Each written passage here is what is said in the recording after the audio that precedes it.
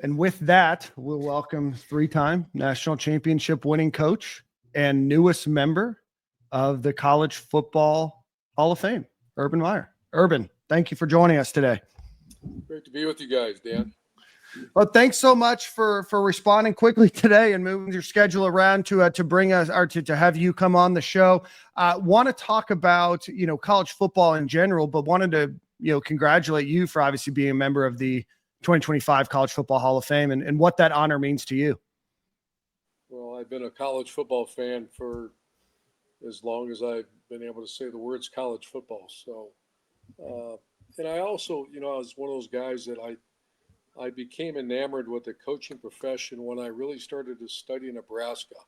I was telling this story the other day that, when I was in high school or junior high, you were not allowed to lift weights.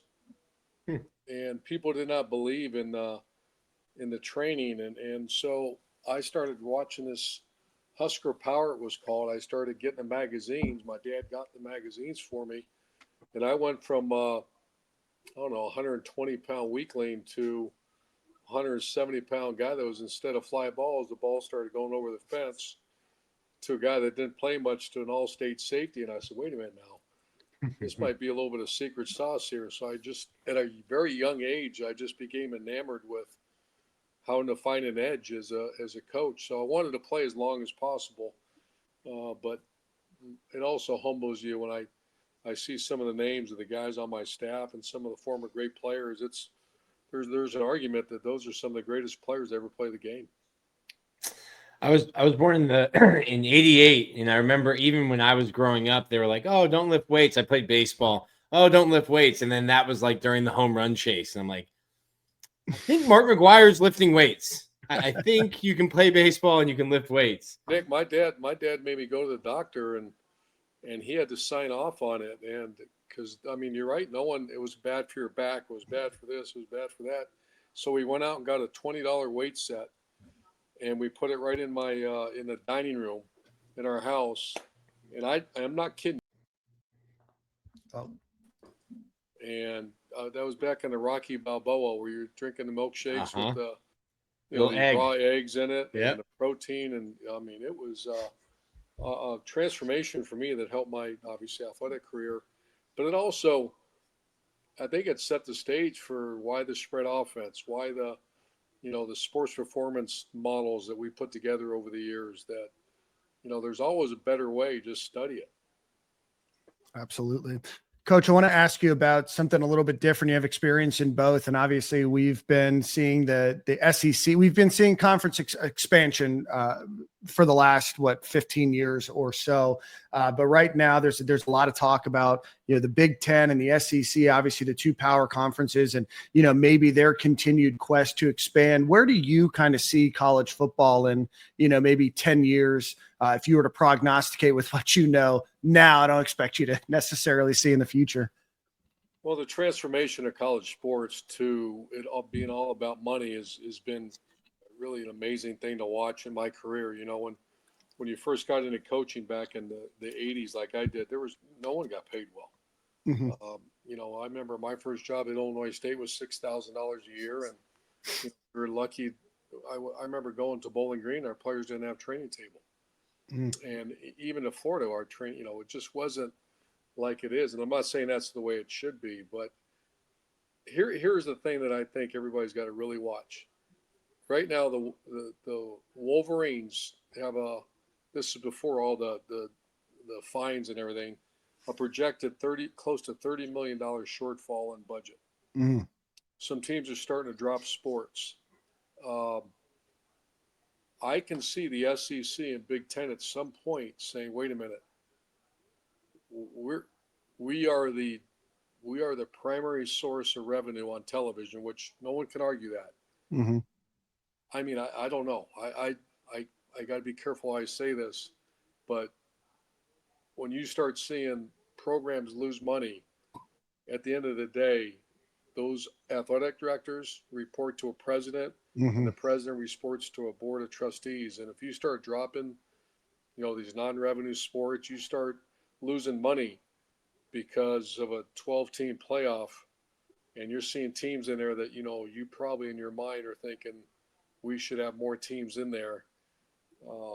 I'm a little concerned about what's going to happen here in the next few years. Yeah.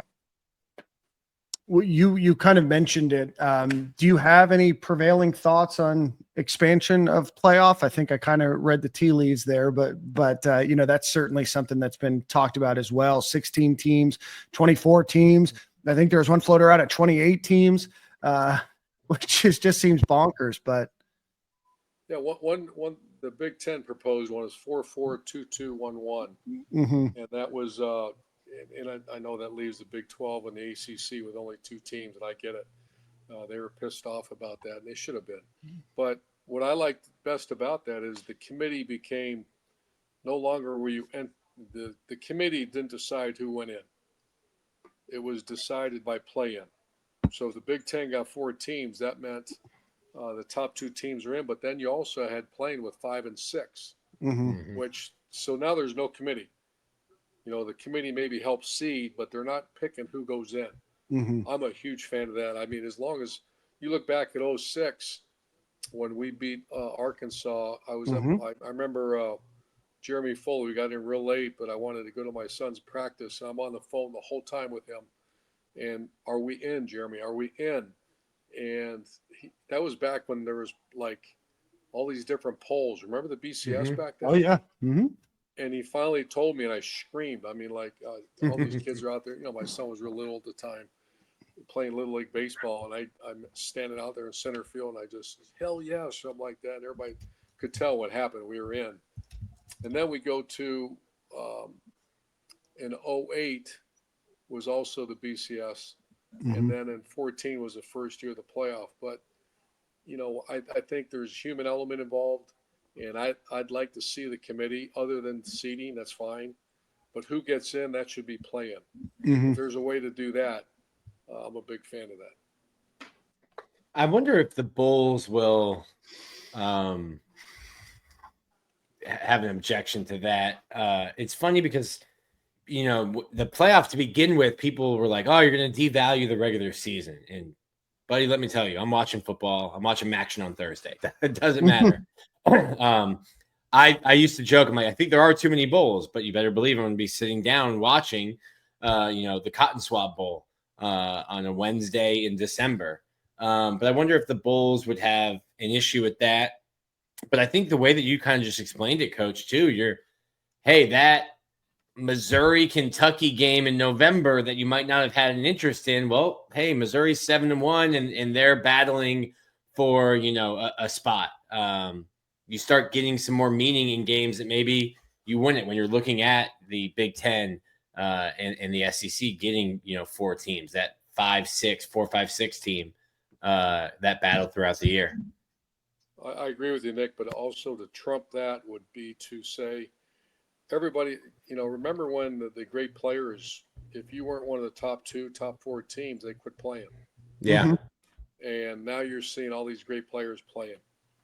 And so that's why I really like this, the play-in. So if you went that 4-4-2-2-1-1, and maybe expand it even more so you get more for the Big 12 and more for but you have 6 teams in the Big 10 still alive at the end of the year. And then that championship weekend where you're playing 1 versus 2 in the Big 10 championship game or SEC championship game, you also have playing games.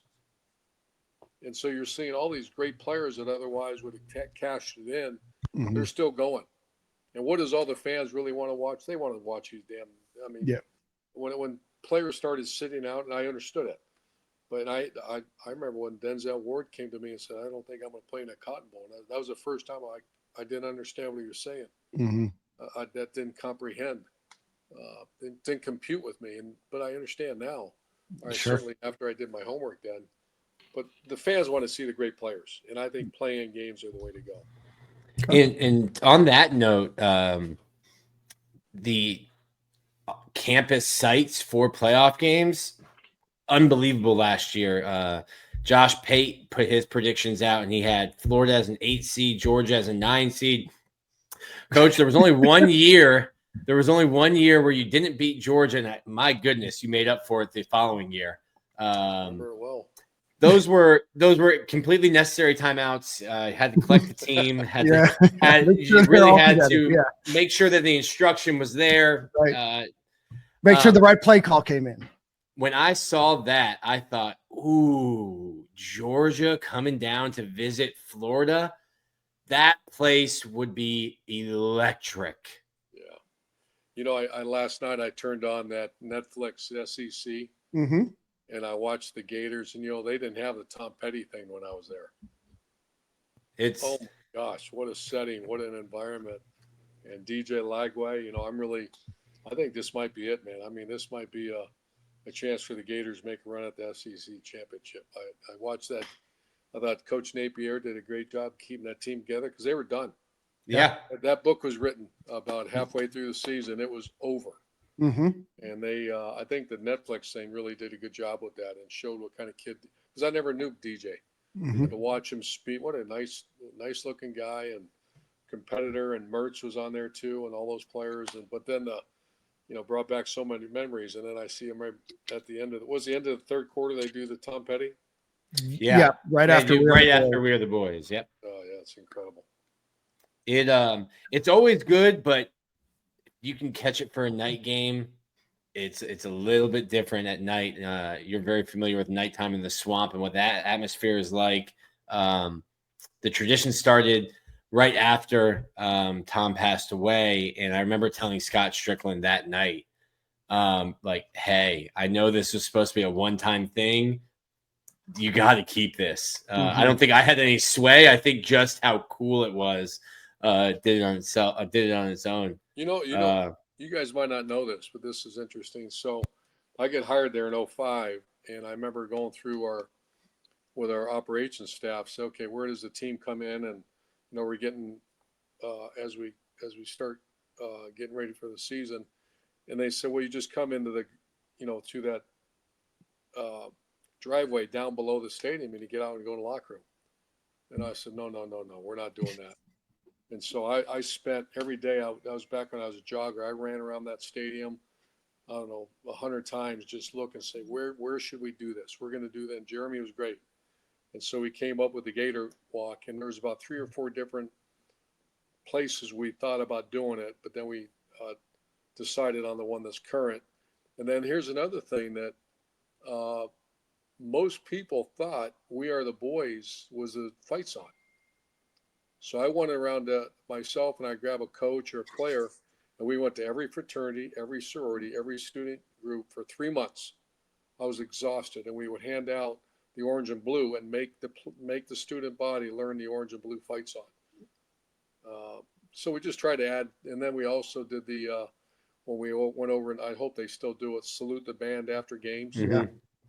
And then sing the fight song with them, and I hope they still do that. I don't know if they do. But yeah, they do. The team is actually quizzed on it, and this week the team will have the band come into the facility, and they do like a practice run. Billy Napier's done a really good job of making sure, win or lose, that the guys do it on the road, at home. And they practice it, and they're tested on how well they know it, all the new guys.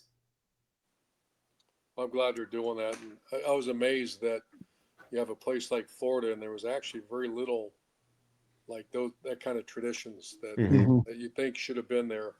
But I'm glad they stuck around. Absolutely. Coach, I know we're up against time here. Which college football landscape, which teams are you excited to watch this year? Well, we cover the Big Ten a lot, Big 12. So, the Ohio State is named Julian Sagan is their quarterback. He's slight of size, but he's got, I've been hearing about him for a year. He's an Alabama transfer. Yep. They have the best player in college football. He's incredible. But there's another guy, because you can stop a great player. And I remember when I had Percy Harvin and then Lewis Murphy, then a guy named Riley Cooper came along, and you can't stop. If you have people all over the field, you can stop one guy or at least limit them.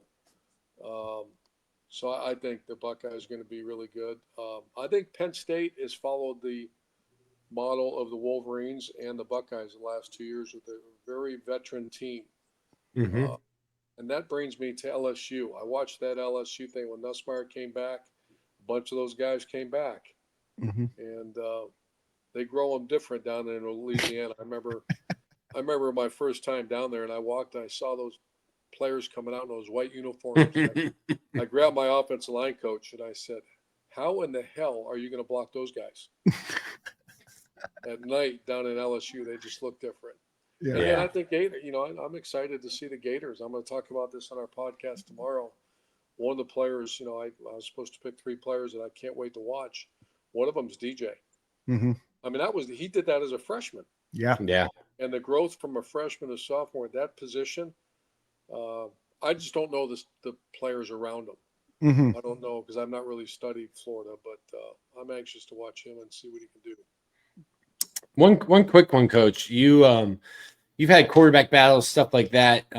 Florida doesn't have one, obviously, but for a backup, they do. And I think it's between a redshirt sophomore and a true freshman. Just how difficult is it as a coach trying to find that backup and judging by experience and young, and how do you handle that? Oh, that's a tough one, but that's a critical spot. Mm-hmm. It's we in 2014 we ended up winning a national title with our 3rd string quarterback. Yeah. Our starter went down a week before the first game. Then JT Bear took over and he got hurt in a rivalry game. And then our 3rd stringer came in there and had a magical run. So I'm sure those coaches are grinding over it. But I think nowadays, especially because players just leave a lot of times, they have to be fair. And you're trying to get DJ ready. How in the world do you get that 2 and 3 guy reps? Yeah. Well, you'd hope that would have been done by spring, but it sounds to me like they're still going at it. Yeah, I wonder if you can't even name starting quarterback in spring anymore because you have that portal period that's after spring. Everything is in flux and changing by the month in college football.